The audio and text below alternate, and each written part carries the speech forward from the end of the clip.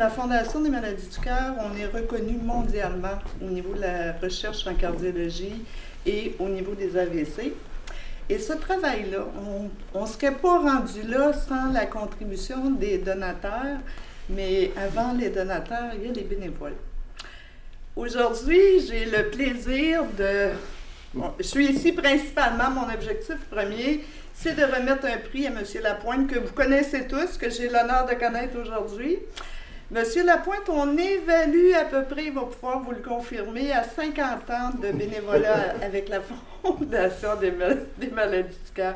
C'est vraiment exceptionnel, là. C'est très rare que des gens vont étirer autant. Puis d'année en année, moi, j'entends les gens qui communiquent avec lui parce qu'on ne se connaissait pas avant maintenant. Et j'entends toujours les gens me dire « Mon Dieu, il est plus motivé d'une année à l'autre. » Et dans le fond, c'est grâce à ces gens-là si on est un leader mondial au niveau de la recherche sur les maladies du cœur et l'AVC. Vous le connaissez tous, mieux que moi. Je pense que vous connaissez sa contribution. Et aujourd'hui, c'est ce cœur qu'on voulait vous remettre.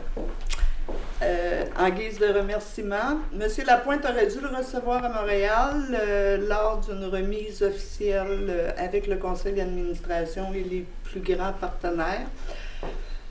Et on s'est dit, non, il nous échappera pas, on va aller y porter. Un gros merci.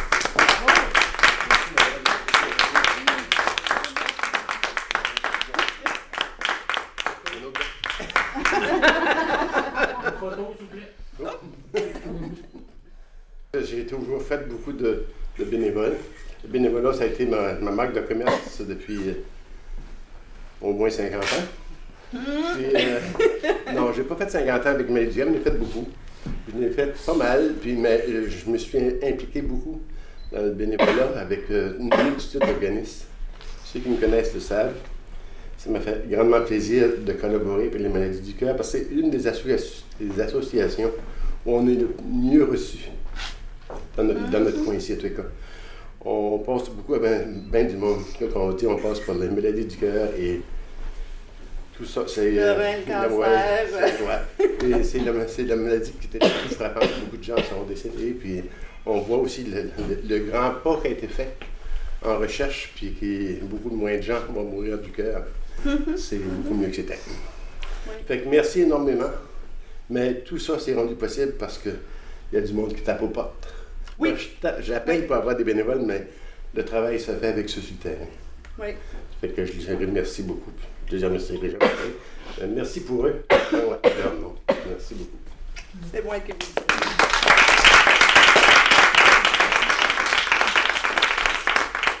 Au niveau des maladies du cœur, depuis 4 ans, je le disais à quelqu'un tantôt, on est devenu une organisation nationale. L'objectif, en fusionnant les provinces, c'est que chaque province avait sa fondation des maladies du cœur. Chaque province avait de la difficulté à aller chercher du financement auprès du gouvernement pour ce qui est de la recherche, justement parce qu'on connaît l'état du réseau de la santé actuellement. Donc, l'enfant pauvre du réseau de la santé, c'est la recherche. Donc, sans les dons, il y a peu de recherche qui se ferait actuellement au Québec.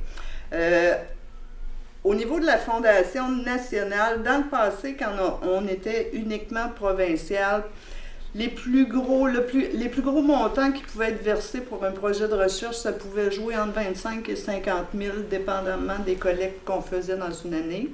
Alors que maintenant, depuis qu'on est national, le financement varie et plus autour de 100 000 $ par projet de recherche et récurrent sur 3 ans dans la majorité des cas, justement pour permettre d'aller plus loin. Il arrive des exceptions où il y a des plus gros montants qui peuvent être versés. Exemple, si la Fondation veut connaître quelque chose de particulier. Au Québec, on est très fort en recherche en cardiologie. Ça, j'en suis très fière, c'est chez nous. C'est chez nous, ça se fait aussi en français, alors que majoritairement des choses se font en anglais. On travaille en étroite collaboration aussi avec les États-Unis. Le message important que je voulais passer aujourd'hui, c'était justement l'importance de la contribution des bénévoles qui, eux, vont chercher les donateurs.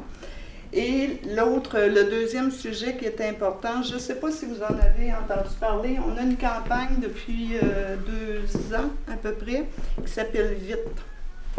L'objectif, c'est d'amener la population à reconnaître rapidement les signes avant-coureurs d'un AVC. L'AVC, c'est la maladie qu'on appelle le tueur silencieux. L'AVC, il est foudroyant dans la majorité des cas. Les gens vont décéder là, à l'intérieur de quelques secondes, quelques minutes.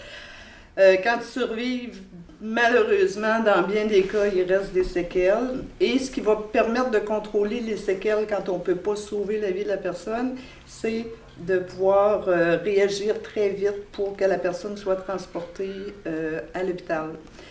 Donc, la campagne VITE, j'en ai mis dans les pochettes. Je vous invite à prendre une pochette quand vous quitterez. Le VITE en français, c'est pour vite. Le V, c'est visage affaissé. Le I, c'est incapacité à lever un bras, à faire quelque chose qui est demandé, qui est simple. Le T pour trouble de la parole. Les gens souvent ont de la difficulté à répondre à des questions aussi simples que leur nom. Et le E pour extrême urgence, appelé le 911. Cette campagne-là, on espère justement que les médias vont la diffuser le plus possible parce que c'est vraiment le temps. Les minutes sont comptées quand une personne a un AVC et plus il y a de gens qui connaissent les signes avant-coureurs, plus on peut réagir vite et plus justement on peut soit sauver des vies, soit limiter les séquelles.